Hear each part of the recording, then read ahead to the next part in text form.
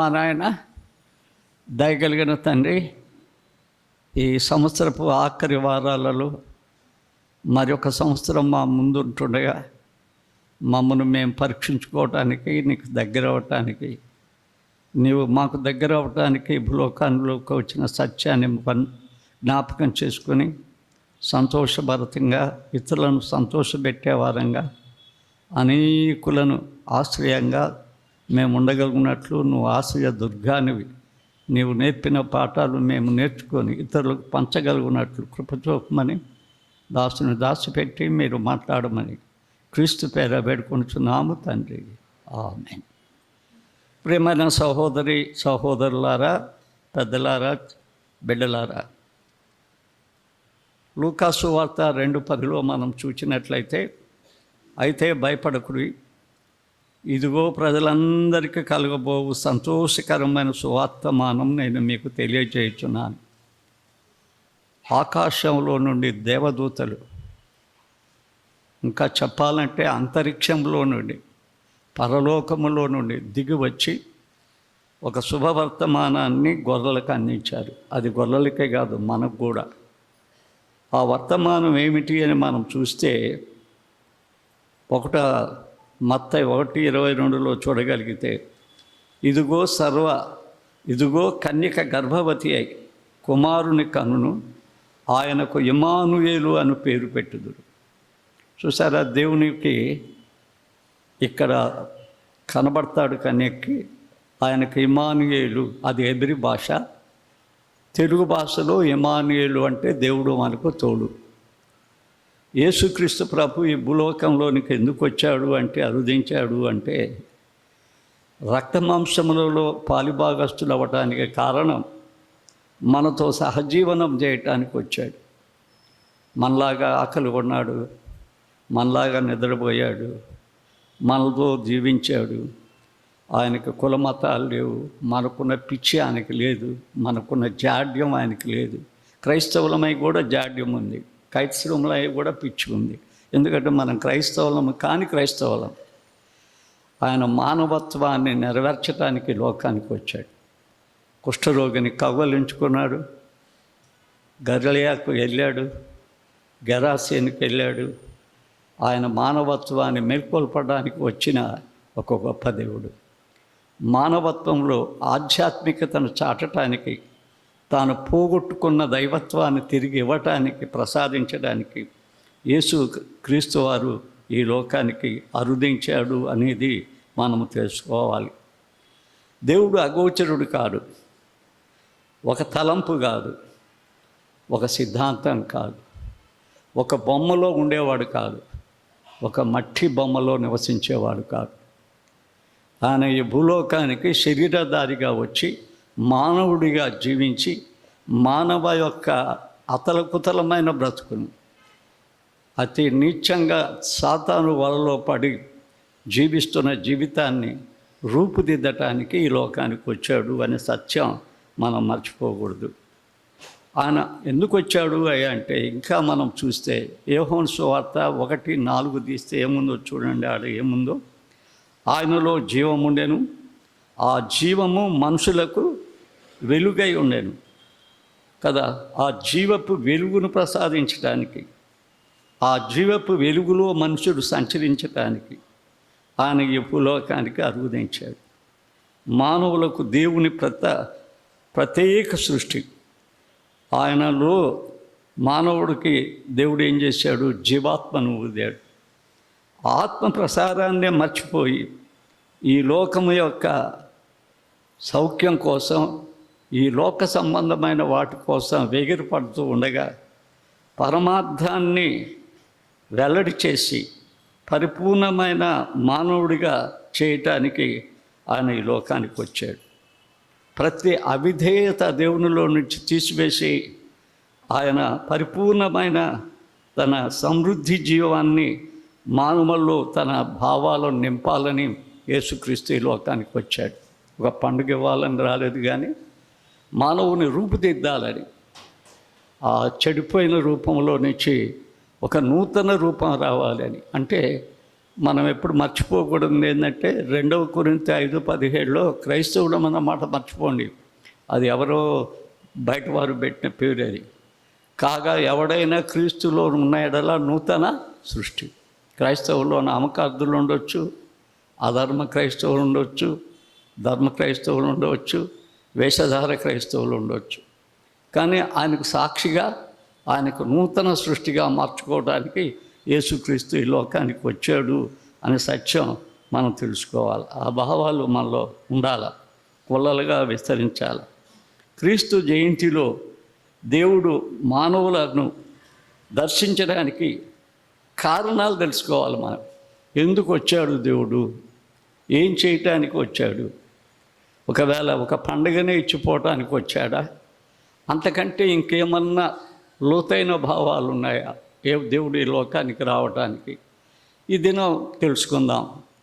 Christmas దినం ఖచ్చితంగా దూతలు ఉండాలా, జ్ఞానులు ఉండాలా, లేకపోతే అది క్రిస్మస్ మెసేజ్ కాదు. కానీ ఈ దినాల్లో మనం ఏం తెలుసుకుంటున్నామంటే యేసుక్రీస్తు ఎందుకు ఈ లోకానికి వచ్చాడు? పండుగ ఇవ్వటానికి రాలేదు. ఆయన ఏం చేయటానికి వచ్చాడో 3 విషయాలు ఈ దినం చూద్దాం. ఒకటి, యేసు మన పాప విమోచకుడిగా ఈ లోకానికి వచ్చాడు. ఆయన రావటానికి కారణం ఏంటంటే మనలో ఉన్న పాపమును తీసివేయటానికి ఆయన ప్రత్యక్షమయ్యాడు అంటాడు 1 యోహాను 3:4 పాపమును తీసివేయటానికి. ఏదైతే పాపాన్ని మన జీవితంలో మనం అలవరుచుకున్నామో, ఏ అబద్ధాన్ని మన జీవితంలో ప్రేరేపించామో, ఏది చేయవలసింది చేయక చేయకూడనిది చేయటానికి ఎక్కువ ప్రయత్నిస్తున్నామో, దానిలో నుంచి మనకు విడుదల, విమోచన అనుగ్రహించడానికి వచ్చాడు. పాపము అనగానే ఏమనుకుంటామంటే ఏదన్నా అతిక్రమమే అనుకుంటాం. కానీ బైబిల్లో ఏం చెప్పబడిందంటే మేలు చేయుట నెరిగి దాన్ని చేయకపోతే కూడా పాపం కదా. సహాయము చేయుట నెరిగి సహాయం చేయకపోతే కూడా పాపం. మనలను మనం సంతోషపెట్టుకోవడానికి కాదు క్రిస్మస్ వచ్చింది, ఇతరులను సంతోషపెట్టడానికి. దేవుని వాక్య ప్రకారంగా ఇతరులకు సంతోషకరంగా మనం ఇవ్వటానికి, బహుమతులు తీసుకోవడానికి కాదు, బహుమతులు ఇవ్వటానికి కూడా. అంత మాత్రమే కాదు, సువార్త మన కోసం ఉంచుకోవడానికే కాదు, సువార్త ప్రకటించడానికి. ఆ విమోచన సువార్త పాపము నుండి మననుని విడుదల చేసి నిత్య జీవానికి తీసుకుని వెళ్ళే ఆ పరిచర్య మనకు అప్పగించడానికి దేవుడు వచ్చాడు. మనల్ని మార్చి రూపాంతరం చెందించి ఒక క్రైస్తవ జీవితాన్ని మనకిచ్చి, ఆ క్రైస్తవ జీవితంలో మన జీవితం ఏమైపోవాలి అంటే దేవునికి మనం పరిచారకులుగా ఉండటానికి వచ్చాడు. చూసారా ఆయన ఎందుకు వచ్చాడో, ఏం చెప్పాడు ఒకసారి చూడండి. మత్తయి సువార్త 20:28 మనం బైబిల్ తీస్తే మంచిది. మత్తయి 20:28లో మనం చూస్తే ఒక చక్కని మాటను చూడగలం మనం. 20:28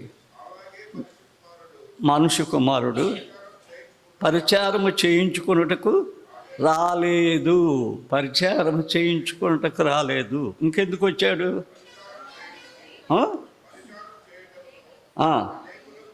క్రయధనముగా తన ప్రాణమునిచ్చుటకు వచ్చాడు. తన ప్రాణమునిచ్చటానికి వచ్చాడు. సిలువ చాటునే ఏముందో తెలుసా? పశువుల తొట్టుంది. సుమనుతో తన తల్లి అయిన మరియతో సుమను వృద్ధుడైన వాడు ఏం చెప్పాడో తెలుసా? ఆ యొక్క పేరు పెట్టే రోజు, అమ్మ నీ హృదయంలో ఒక కత్తి దుయ్యబోతుంది. ఆ సిలువను చూపించాడు. సిలువ లేని క్రిస్మస్ లేదు. ఆయన ఈ లోకానికి ఎందుకు వచ్చాడో మనం తెలియకుండా క్రిస్మస్ చేసుకుంటున్నాం. నీ కోసం ఆయన క్రయధనం చెల్లించడానికి వచ్చాడు.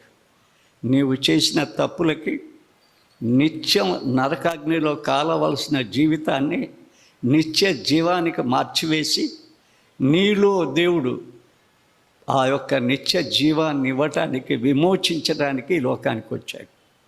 అది మనం తెలుసుకోవాలి. దేవుడు ఎందుకు వచ్చాడు? ఏదో పండగ చేద్దాం, ఇంటి పండగ కావాలా, ఒంటి పండగ కావాలా, మా పండగ మా మట్టుకే చేయాలా, అది ఎవరికి చేయకూడదు, ఎవరిని సంతోషపెట్టకూడదు. మాది ఎవరికి ఇవ్వకూడదు, మా వరకే మేము జీవించాలని స్వార్థపరత్వమైన పండగను చేయటానికి రాలేదయ్యాడు. ఆయన స్వార్థపరుడు కాదు, నిస్వార్థ జీవి. మానవులందరి కొరకు వచ్చేవాడు. మనం కూడా అనేకులను సంతోషపెట్టి సువార్తను ప్రకటించి రక్షించగలిగే స్థితి మనకు రావాలి. ఇందులో మనం ఆయా విభజన కలిగిన క్రైస్తవులముగా ఉంటే ఆ విభజన పరలోకానికి చేరదు, నరకానికి చేరుతుంది. అది మనం గుర్తించుకోవాల్సిన వారమై ఉంటున్నాం. క్రయధనాన్ని చెల్లించడానికి వచ్చాడు. ఇంకా మనం రోమాపత్రికలో చూస్తే ఇంకా ఎక్కువ మాటలు రాయబడ్డాయి. చాలా నిదానంగా ఆ మాటలన్నీ వివరించడానికి సమయం లేదు, కానీ మీరు ఆ మాటలు గుర్తించండి. 3వ అధ్యాయం 24వ వచనంలో నుంచి రాస్తాడు ఆయన. 3:24లో ఈ విధంగా రాయబడటం మనం చూస్తాం. 22 నుంచే చూద్దాం. అది యేసుక్రీస్తునందు విశ్వాసం మూలమైనదై 22 నమ్మవారు అందరికీ కలుగు దేవుని నీతి అయి ఉన్నది. నమ్మేవారికి అందరికీ కలుగు దేవుని నీతి అయి ఉన్నది. ఏ భేదము లేదు. అందరూ పాపము చేసి దేవుడు అనుగ్రహించు మహిమను పొందలేకపోతున్నారు. కాబట్టి నమ్మువారు ఆయన కృపచేతను క్రీస్తునందలి విమోచన ద్వారా ఉచితముగా నీతిమంతులు తీర్చబడుతున్నారు. చూసారా, ఆయన వచ్చిన కారణం అది. అందరూ, ఏ భేదము లేదు. భేదాలు ఎక్కడైనా పెట్టుకున్నారో సంఘాలు అంటే ఆ భేదాభిప్రాయాన్ని కలిగించేవారు నరకపాత్రులు అవుతారు. భూలోకంలో కుటుంబం చెదిరిపోతుంది. ఎందుకంటే వారు చేసే పని, వారు చేసే సేవకి అది అగ్నిలాంటిది. ఎందుకంటే కాల్చేస్తుంది. సేవ అని చెప్పి వాటి గోడలను పెంచుకోవటం అనేది నరకప్రాప్తం అవుతుంది. ఏ భేదము లేదు. అందరూ పాపము చేసి దేవుడు అనుగ్రహించు మహిమను పొందలేకపోతున్నారు. కాబట్టి నమ్మువారు అంటే ఒక కులమా, మతమా, జాత, ప్రాంతీయతన? యేసుక్రీస్తులో నమ్మువారందరూ, నమ్మువారికి ఆయన కృపచేతను క్రీస్తు యేసునందలి విమోచనము ద్వారాను ఉచితముగా నీతిమంతులమని తీర్చబడుచున్నారు. పూర్వము చేయబడిన పాపములను దేవుడు తన ఊర్మి వలన ఉపేక్షించినందున ఆయన తన నీతిని కనపరచవలనని క్రీస్తు యేసు రక్తమందరి విశ్వాసము ద్వారా ఆయనను కరుణాధారముగా బయలుపరచెను. ఆయన ఓర్పు, ఇక్కడికి రావటం ఆయన ఓర్పు. ఆయన రక్తాన్ని ఇవ్వటానికి వచ్చాడు.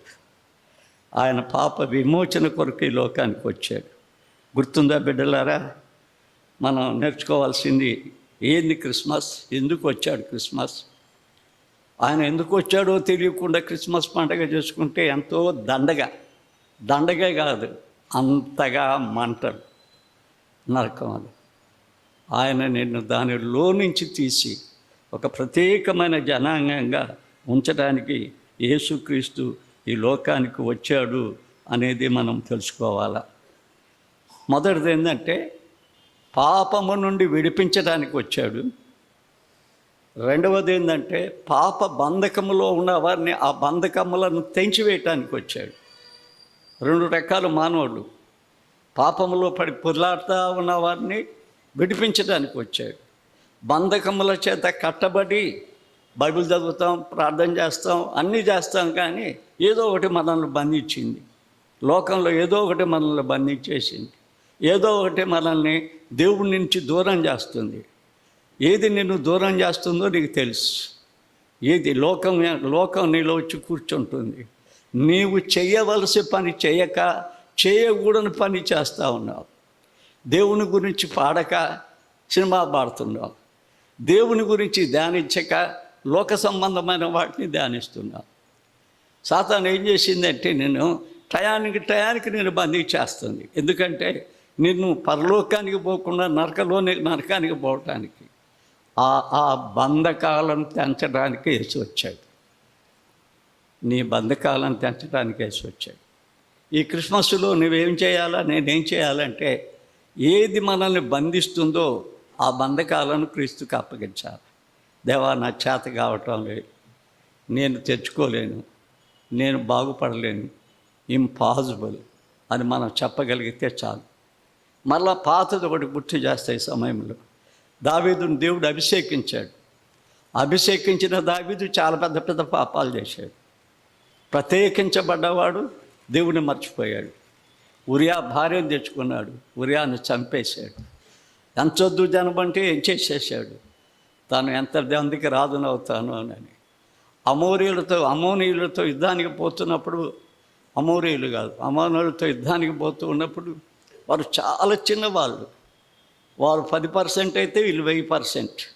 వీళ్ళంతా అని చెప్పి మందసానికి పోకుండా, ఎఫోదు ధరించుకోకుండా వెళ్ళిపోయి వారితో యుద్ధం చేసి ఓడిపోయి శత్రువుల చేతిలో తన భార్యలు బిడ్డలను బానిసలుగా కొట్టుకొని పోతున్నప్పుడు దేవుని మందిరానికి వచ్చి, ఆ మందస్థానం దగ్గరికి వచ్చి మొరపెట్టి తన తప్పిదాన్ని ఒప్పుకున్నాడు. నీకు నేను కేవలము విరోధంగా ఉన్నాను. ఎవరైనా దావీదు దోషం చేశానంటారు, విరోధం అన్నాడు. నీకు కేవలముగా నేను పాపం చేశాను కదా. నీ సన్నిధిలో నుండి నన్ను త్రోసివేయకు. నా ఎముకలు ఎరగొట్టు, నా మనసు ఎరగొట్టు, నా హృదయం ఎరగొట్టు. ఇంకొక సంవత్సరం ప్రవేశించే ముందు ఇంకొక క్రిస్మస్ చేసుకునే ముందు నీవు దేనికి బంధించబడి ఉన్నావు? 116:17 నా కట్లను తెంచివేశావు అంటాడు ఆయన. కాబట్టి బిడ్డలారా, ఆ విమోచన ఏంటంటే పడినవాడిని తిరిగి లేపటం, బంధించబడ్డవాడిని విడిపించటం. పడ్డవాడిని లేపాడు. నువ్వు పడిపోయినప్పుడు, లేపబడినప్పుడు బాప్తిసం తీసుకున్నావు, చర్చికి వచ్చావు, చర్చి మెంబర్ అయ్యావు. కానీ మళ్ళీ ఇప్పుడు ఏదో ఒకటి బంధించి ఉందేమో ఈ సంవత్సరం. దేవా, నువ్వు విమోచించడానికి వచ్చావయ్యా, ఆ బంధకాన్ని నాకు తెంచేయి, ఆ శోధనని నాకు తెంచేయి, ఆ సమస్యను నాకు తెంచేయి. నేను దేవుని బిడ్డను, ఇది నేను చేయదగనా అని ఆలోచించుకునే ఆలోచన దయచేయి. అది క్రిస్మస్. ఎందుకంటే ఆయన చెప్పినట్లు చేయటమే క్రిస్మస్. ఆయనతో సహవాసం చేయటమే క్రిస్మస్. ఆయన ఒక దేవుడై ఉండి మానవులతో సహజీవనం చేయటానికి వచ్చాడు. నీతో నాతో సహవాసం చేయటానికి వచ్చాడు. అందుకే ఏం చెప్పాడంటే, ఆదృశ్యంగా నీతో ఎప్పుడు ఉంటున్నాడు ఆయన, మర్చిపోతున్నావేమో. సదాకాలము నీకు తోడు, నీతో సహజీవనం చేస్తున్న ఒక ఆధ్యాత్మిక స్వరూపం నీతో ఉంది. ఆధ్యాత్మిక స్వరూపం. ఆ స్వరూపాన్ని వదిలేసి నువ్వు లోకంలో పడిపోతే, కట్లు ఉంటే, ఈరోజు దేవా, ఈ క్రిస్మస్లో నీతో నేను సహవాసం చేయాలి, నీతో నేను సహజీవనం చేయాలి, నీతో నేను పరలోకంలో ఉండాలా, ఆ కట్లు దాన్ని చేయమని అడగాలి. అడిగితే కానీ జరగదు. అలాంటి భావం రప్పించడానికి కొంచెం మన మనసుని సరి చేసుకుందాం. ఆయన విమోచకుడిగా వచ్చాడు నీకు నాకు. రెండవది, యేసు మంచి కాపరిగా వచ్చాడు. గుడ్ షెపర్డ్ అండ్ మంచి కాపరి. యోహాను 10:11 ఆయనే చెప్తాడు చూడండి. యోహాను సువార్త 10:11 ఆయన ఏం చెప్తాడంటే, గొర్రెలకు జీవముని కలుగుటకును అది సమృద్ధిగా కలుగుటకును నేను తీయలేదు మీరు ఎవరు 10:11 గొర్రెలకు జీవము కలుగుటకును అది సమృద్ధిగా కలుగుటకును నేను వచ్చి తిని. ఆయన వచ్చింది ఎందుకు? ఆయన వచ్చింది నీకు తెలియకుండా క్రిస్మస్ చేస్తున్నావు ఏంది? ఎన్ని క్రిస్మస్లు చేసావు ఇట్లా? ఆయన నీకు జీవము కలగటానికి, సమృద్ధి జీవము కలగటానికి వచ్చాడు. ముందు నేను విమోచించడానికి, నీ కట్లు దంచడానికి వచ్చాడు. కట్లతోనే నేను చేస్తానంటే అట్లా? కట్లతోనే నేను చేస్తానంటే దేవునికి హేళన అవుద్ది, కుటుంబానికి కష్టం అవుద్ది, నీకు నాకు నరకం అవుద్ది. ఇప్పుడు ఏమంటాడంటే, నేను నీకు జీవం ఇవ్వటానికి గొర్రెల కాపరిగా వచ్చాను. ఇంకా ఏమంటాడో చూడండి. మీతో నిశ్చయముగా చెప్పుచున్నాను, నేను నా గొర్రెలను మంచి కాపరిని. మంచి కాపరి తమ గొర్రెల కొరకు ఏం పెడతాడు? ప్రాణం పెడతాడు. ఆయన మంచి కాపరి. ఆయన మనతో నడుస్తాడు, ఆయనతో మనతో ఉంటాడు. ఆయన మనల్ని సాతానులో నుంచి తప్పిస్తాడు, దుర్మార్గతలో నుంచి తప్పిస్తాడు, మన యొక్క సొంత చిత్తాలలో నుంచి తిప్పిస్తాడు. ఆయన ఎలాంటి కాపరి అంటే మంచి కాపరి. ఇట్టి ఘోరమైన పరిస్థితులు అయినప్పటికీ కూడా, నిసారమైన పరిస్థితుల్లో కూడా ఆయన మనల్ని తప్పించగలిగిన వాడు. గొర్రెల మంద కాపరిని చూసారా? అవి ఏం హాయిగా నిద్రపోతాయి. ఏ భయం లేదు వాటికి. ఏదో వచ్చినా మళ్ళీ తింటుందని భయం లేదు. హాయిగా నిద్రపోతాయి, హాయిగా ఉంటాయి, హాయిగా కాపరితో ఆడుకుంటాయి. ఏవో కొన్ని దొంగ గొర్రెలు తప్ప. ఎందుకో తెలుసా? కాపరి నాతో ఉన్నాడు, నన్ను కాపాడుతాడు. వాడికి తెలుసు. బైబిల్లో మనకు కూడా తెలుసు, మమ్మల్ని కాపాడేవాడు కొనకడు, నిద్రపోడు. మన కాపరి ఎప్పుడు కొనకడు, నిద్రపోడు. ఆయన మనకు తోడై ఉండే కాపరి. అందుకు ఆయన ఈ భూలోకానికి వచ్చాడు, నీకు కాపరిగా ఉండటానికి, కాపరిగా నీ జీవితాన్ని నడిపించడానికి. ఆయన నీ కోసం తన ప్రాణం పెట్టడానికి ఈ లోకానికి వచ్చాడు అనేది మనం తెలుసుకోవాలి. గొర్రెల కాపరి శ్రద్ధ చాలా ఎక్కువ. గొర్రెల మీద తన శ్రద్ధ చాలా ఎక్కువ, తన శ్రద్ధ ఎక్కువ. వాటన్నిటికీ పేర్లు పెట్టుకుంటాడు ఆయన. ఆ పేర్లు పెట్టి పిలిస్తే అవి వచ్చేస్తాయి. ఒకసారి హనుమకొండ దగ్గర మేము విలేజ్ అది ఎక్కువ చేసేవాళ్ళు. మాకు ఇష్టం, సువార్త ప్రకటించాలి అంటే చాలా ఇష్టం. వెళ్ళేసి ఒక గ్రామంలో నుంచి వస్తున్నాం, గొర్రెల కాపర్ల దొడ్డిగాని వచ్చింది. ఆ పైనే కొంచెం ఏర్చనాయలు కాయలు ఉన్నాయి, చిన్న వయసు అప్పుడు మాకు. ఆ గొర్రెల కాపరి ఆయన లేపాం, లేకపోతే కొన్ని కాల్చి తెచ్చి ఇచ్చాడు, తిన్నాం. తర్వాత మాలో మిమిక్రీ చేసే అక్కడ ఉన్నాడు. వాడు దారిలో మాకు నడిచి వస్తుంటే ఏం చేస్తాడంటే, నేను మాట్లాడినట్టు మాట్లాడతాడు, ఇంకొకడు మాట్లాడినట్టు మాట్లాడతాడు. ఆ రోజు గొర్రెల కాపరి పిలిచాడు ఒక దాన్ని, అది పరిగెత్తుకుంటూ ఆయన దగ్గరికి వచ్చింది. నువ్వు వెళ్ళిపో, నేను పిలుస్తాను అన్నాడు. వాడు ఎంత మిమిక్రీ చేసినా రాలేదు. తెలుసు గొర్రెకేం తెలుసు అంటే, మిమిక్రీ తెలిసే కాపరి తెలుసు, అసలైన కాపరి తెలుసు. ఈ దినాల్లో మిమిక్రీ చేసే కాపర్ల దగ్గరికి పోతుంది.